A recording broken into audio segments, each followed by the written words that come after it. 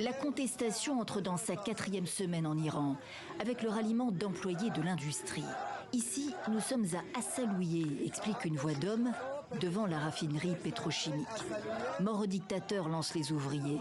Route obstruée, pas d'accès possible, objectif atteint pour ces centaines de grévistes. Assalouye dans le sud-est, à plus de 600 km de la capitale, mais aussi Abadan et Kangan ces derniers jours. S'agit-il d'un tournant en Iran? Pour les autorités, les grèves sont des émeutes. Intervenir est nécessaire pour protéger la sécurité du pays et celle de ses citoyens.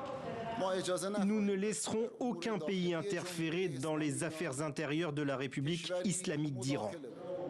Téhéran réagit aux sanctions annoncées par les Occidentaux, Washington, Ottawa et dernière en date Londres, contre des responsables du régime. Visée notamment la police des mœurs, conspuée en Iran depuis le décès qui a tout déclenché, celui de Mahsa Amini, 3 jours après son arrestation pour non-respect du code vestimentaire.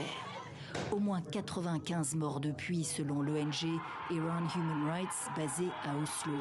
Des manifestants pour la plupart, ce week-end encore.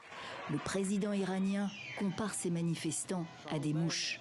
Et pourtant, malgré la répression, la révolte se poursuit. Pauvreté, corruption, injustice, mort à cette tyrannie, scandent les jeunes de l'université technologique d'Amir Baker à Téhéran.